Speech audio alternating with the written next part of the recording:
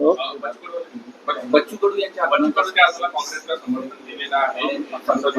7वा दिवस आहे. काल चर्चा पण झाली, पण ठाम आहे आपल्या. नाही, असं आहे, बच्चू कडूंच्या आंदोलनाला महाविकास आघाडी म्हणून रोहित पवार स्वतः गेले होते. पवार साहेबांनी फोन केला होता.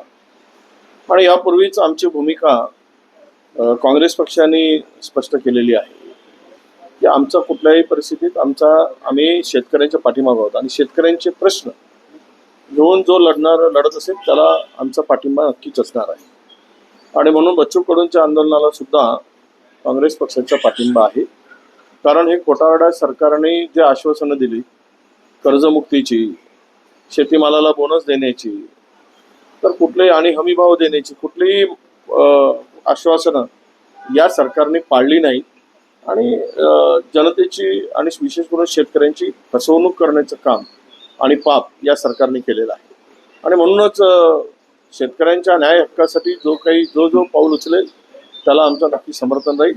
महाराष्ट्र हे आता आत्महत्याग्रस्त शेतकऱ्यांचं हब झाल्यासारखी परिस्थिती आहे. सर्वाधिक देशात महाराष्ट्रामध्ये आत्महत्या होत आहेत. या सरकारच्या चुकीच्या धोरणामुळे, खोट्या आश्वासनामुळे आणि शेतकऱ्याच्या फसवणुकीमुळे हे सगळं काही होत आहे. या वर्षीमध्ये किंवा मागच्या वर्षी दोनही वर्षामध्ये ज्या नैसर्गिक आपत्तीमुळे शेती संकटात आली होती त्या शेतकऱ्यांना अजूनही पुरेशी मदत या सरकारने केलेली नाही. आणि केवळ मतांचं राजकारण, मतांच्या बेरजेचं राजकारण हे सरकार करत आहे. ठीक आहे, राजकीय पक्षांना मताचं राजकारण केलं पाहिजे, पण शेतकरी, शेतमजूर, जनतेला वाऱ्यावर सोडून केवळ हिंदू मुस्लिम करून या राज्याचं भलं होणार नाही. तर हे अनेक प्रश्न आहेत. त्या प्रश्नाला हात घालून ते प्रश्न सोडवण्याची गरज या सरकारला वाटते की नाही, हा खरा प्रश्न आहे. म्हणून बच्चू कडूंच्या साठी जे आंदोलन बच्चू कडूंनी शेतकऱ्यांसाठी पुकारलं आहे त्या आंदोलनाला आमचा 100% पाठिंबा आहे. कर्जमाफीसाठी समिती नेमण्याचा निर्णय राज्य सरकारने घेतलेला आहे. काय आता भुरक्याची कमिटी नेमायची? काय कमिटी नेमायची आहे? आमचं सरकार आलं 19 मध्ये, आम्ही जवळपास 39,000 कोटी रुपयाचं कर्ज माफ केलं. कोरोना आला, काही काळ थांबलो होतो आणि सरकार गेलं. नाहीतर त्याच वेळेस आम्ही शेतकऱ्यांचं पूर्ण कर्ज माफ केलं असतं.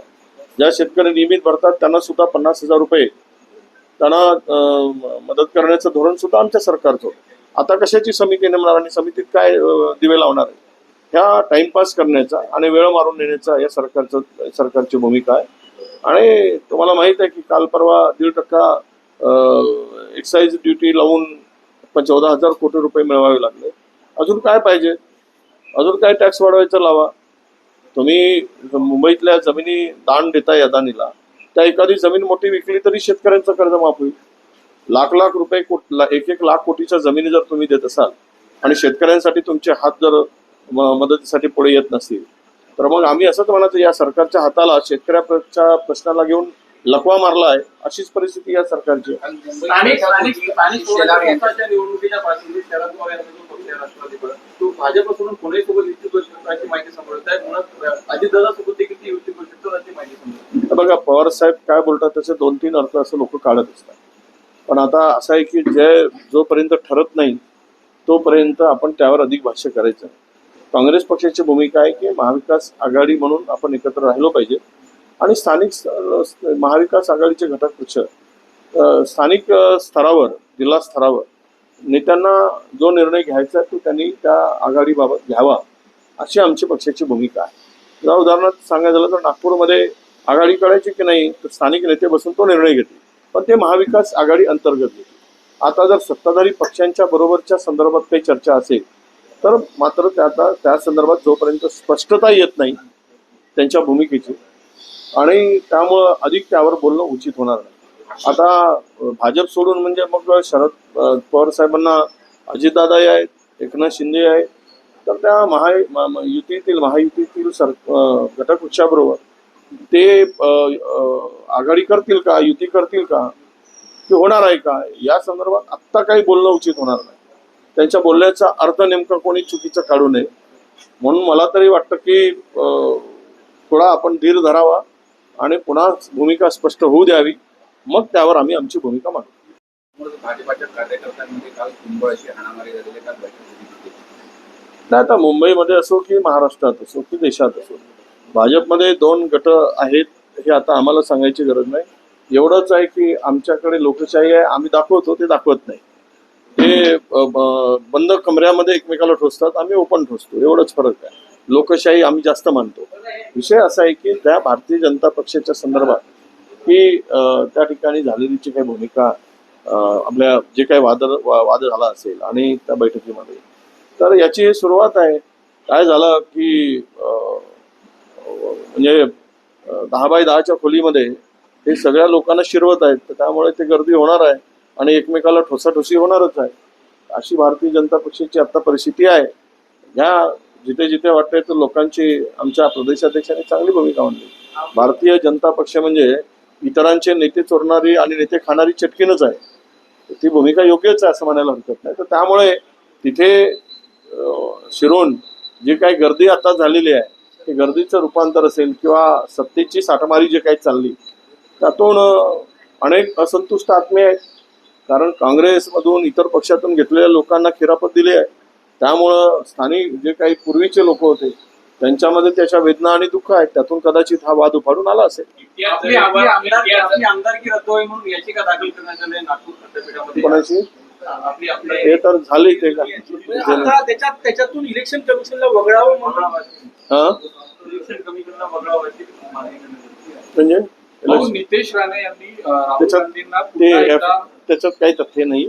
ते पुढच्या तारखेमध्ये मला वाटतं कोर्ट मेरिटवर काय जो निर्णय घ्यायचा तो घेईल. नितेश राणे यांनी नाना पटोलेंवर टीका करताना राहुल गांधी यांना पुन्हा एकदा पप्पू म्हटलेलं आहे. राहुल गांधी केवळ शरीराने वाढले, बुद्धीने वाढले नाही अशी देखील नितेश राणेंनी टीका. शुभेच्छा आहे त्याला. त्यांच्या उंचीप्रमाणे त्यांची बुद्धी वाढली, त्यामुळे त्यांना शुभेच्छा. इंडिया जलीलवर गुन्हा दाखल झालेला आहे. शिरसाटांवर त्यांनी जे आरोप केले होते त्यामुळे मी तो शब्दच वापरला नाही तरी माझ्या गुन्हा दाखल झाला असं होईल चौकशी. सरकारची भूमिकाच आहे. विरोधात बोलाल तर गुन्हे दाखल करूच, कोणी बोलू देत. आम्ही महाराष्ट्र लुटून खाऊ, जनता खड्ड्यात घालू, शेतकरी आत्महत्येस प्रवृत्त करू, पण आमच्या विरुद्ध बोलायचं नाही. आम्ही काही केलं तरी, आम्ही महाराष्ट्र उद्ध्वस्त केला तरी आमच्या विरुद्ध बोलायचं नाही. बोलाल तर गुन्हे दाखल करू, ही सरकारची भूमिका आहे, त्याचा तो भाग आहे. पाऊस पडल्यावर रेनकोट घ्यायचा की छत्री घ्यायची हे अजून ठरलेलं नाही. सुप्रियाताई म्हटल्या अजितदादांसोबत युती करण्याच्या पार्श्वभूमीवर. नाही, असं आहे की पाऊस हा ज्यावेळेस वादळरूपी येतो त्यावेळेस छत्रीलाही ऐकत नाही आणि रेनकोटालाही ऐकत नाही. त्यामुळे नेमकं काय त्याचा अर्थ होतो तो येणाऱ्या पावसाच्या वादळावर आहे. त्यामुळं आज तरी त्या संदर्भात रेनकोट, छत्री किंवा ते आमच्याकडे हे वापरतात पानांचा, आदिवासी भागामध्ये तो जास्त म्हणजे शरीराला झाकून ठेवतो. काय निर्णय करायचा आहे तो त्यांचा विषय आहे. पण पवार साहेबांच्या भूमिकेच्या संदर्भात किंवा काल परवा त्या पक्षाची जे अधिवेशन झाले त्यामध्ये सुप्रियाताईंनी जी भूमिका मांडली त्यावरून अधिक